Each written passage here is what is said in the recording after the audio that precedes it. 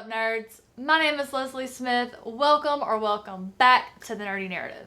On this channel, I like to talk about all sorts of bookish related things in many different genres.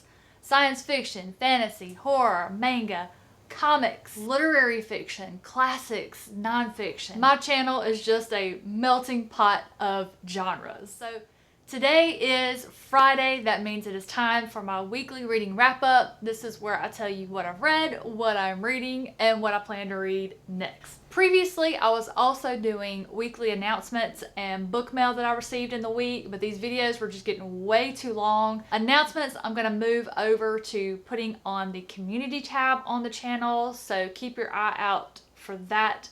I'll also be putting those in the announcement channel in my Discord, so if you're there, you'll be able to find those there.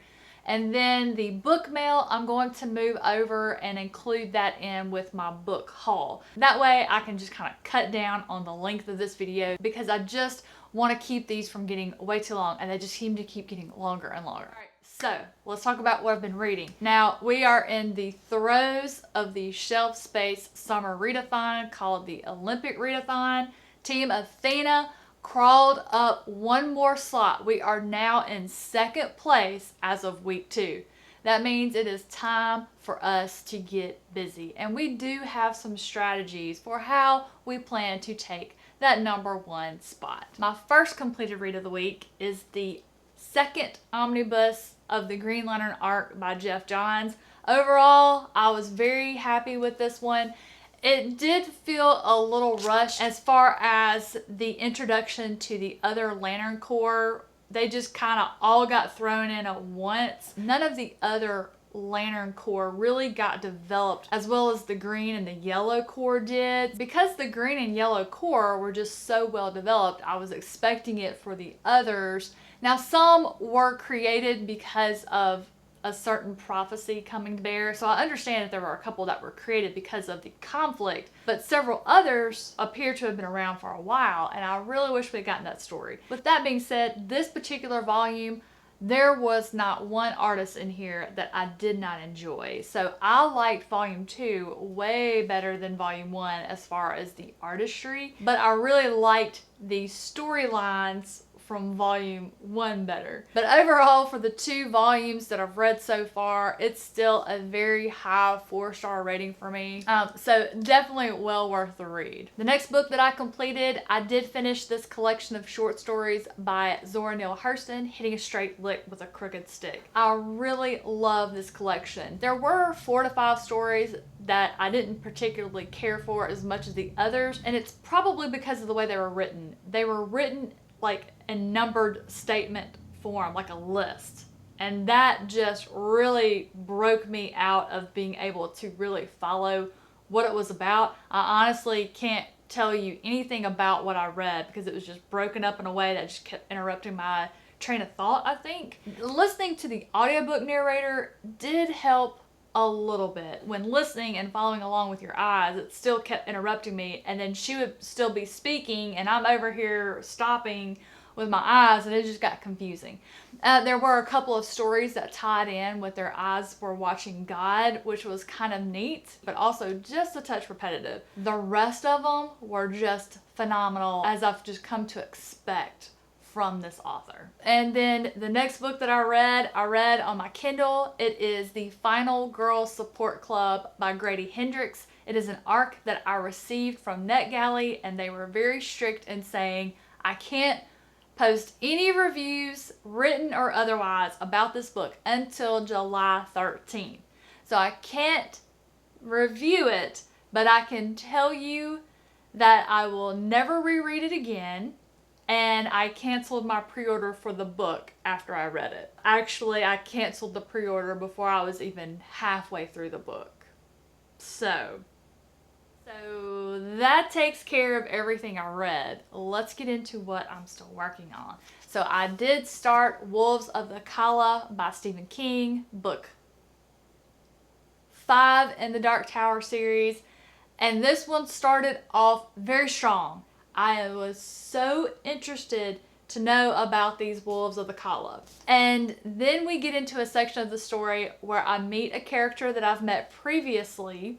It's tied into Salem's Lot, and I was very excited because I really wanted to know more about this character in Salem's Lot, and I knew that I was about to get what I wanted in this one. It's kind of dragged on a little more than I like. Unfortunately, I have found myself bored with it.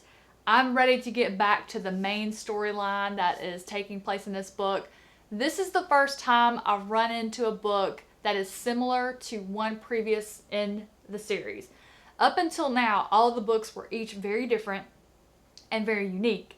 Wizard and Glass was a story within a story, and I absolutely loved it. It became very clear this was going to be another story within a story, and I was not mad about it because I enjoyed Wizard and Glass so much. Wizard and Glass is my favorite of the series so far. Unfortunately, this story within a story is just not as entertaining. It's just gone on way too long in my opinion. I've lost interest, so much so that I haven't found myself reaching for it as often as I've done with the previous books in this series. But I am almost done with it. I am well over halfway. I definitely think I'll be able to finish it in the next couple of days. We'll have to palaver next week and see how I feel once I've reached the conclusion of this one. The other book that I started is The Obelisk Gate, which is the second book in the Broken Earth trilogy by N.K. Jemisin. And I have just flown through this one. I mean, I read half of it the first day that I started it. This one does not suffer from second book syndrome at all. I really had wondered, how is she going to progress this story forward? Because I just felt she had maybe shown her hand as far as the story uniqueness in the first book. Nope, she just has really surprised me with the direction that she's gone. She caught me up in the story just like that. I'm just absolutely loving it. There are so many things that I want to know about. Every character plotline in this, I'm interested in. I don't mind when we're switching between the storylines. I don't mind at all because I'm interested in all of them. There's so much good stuff happening that I want to know about. Jemisin is just such a unique and fantastic storyteller.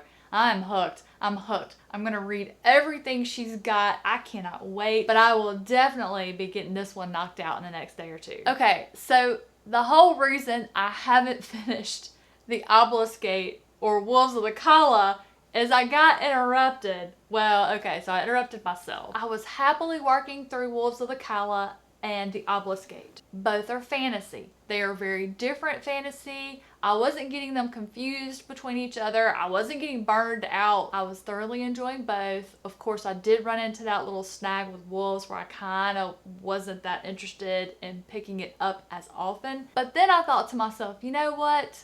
I think I need to throw in a different genre to break up this fantasy. And when this happened, my mood was like, hey, how about a new horror story? So I pulled up my NetGalley ARCs and I had two sitting out there, and I picked the one that had the most interesting cover, which ended up being The Death of Jane Lawrence by Caitlin Starling. I've never read anything by this author, but I can tell you one thing, that's going to change. This book had me hooked, line, and sinker halfway through the first chapter. Right now, this book is definitely nestled right under The Patience of a Dead Man by Michael Clark, in my opinion.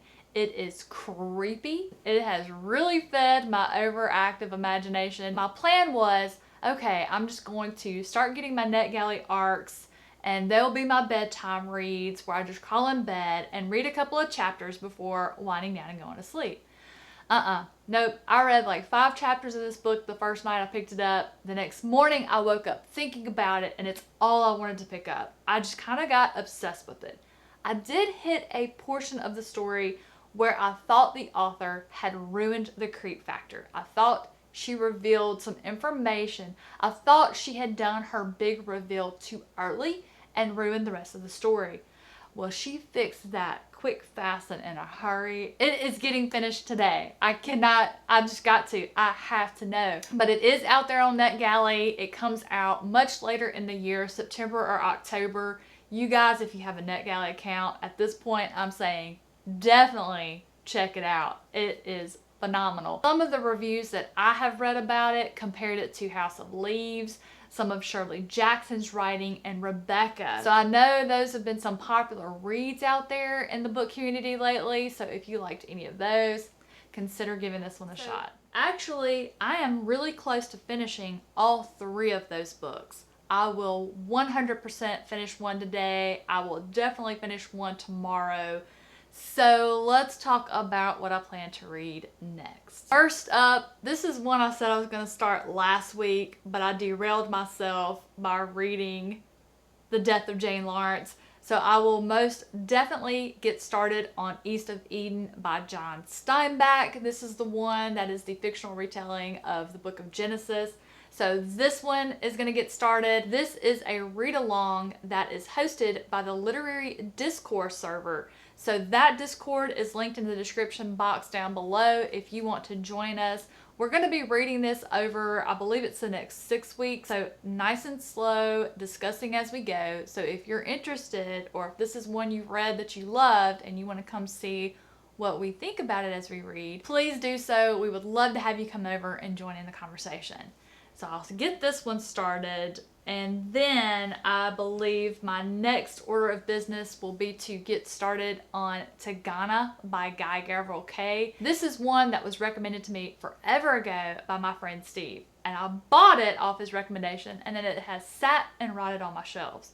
So as a result of an April Fool's joke that Steve pulled on me using another Guy Gavriel Kay book, I have prioritized it. It's also going to be my Athena prompt for the Olympic Readathon, which means I get double points for it. And he is a nice chunky boy for that, so I am very excited to get to this one. Some of my friends have read it recently, and they are absolutely loving it, which is really increasing my anticipation for it. So I will get started on that one. If those 2 are not enough and I need to throw in another thriller, I will get started on Dark Matter by Blake Crouch, which is the Shelf Space Book Club pick of the month. So there's going to be a live show at the end of the month with the Library of Alexandria and yours truly regarding this book. I love Blake Crouch. It's a very fast read. Everyone has been talking about how they read it in a day. I am really excited and looking forward into diving into this one and seeing how it compares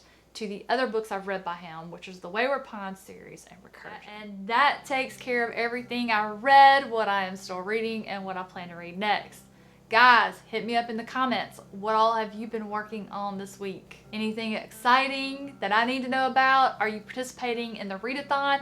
How are you doing? Is your team doing well? And just going by what I'm seeing in my team chat and in the Readathon chat, it looks like everybody is having a great time, which is phenomenal. I have just loved seeing all the conversations about the books that people are reading and the networking they're doing, and hopefully a lot of new friendships are being made. Guys, thank you so much for watching today. I hope you enjoyed my wrap up and maybe heard about a book you want to try. I hope your day has gotten off to a great start. I hope the rest of your day and weekend is absolutely fantastic. Thank you again for watching. I'll see you in the next one.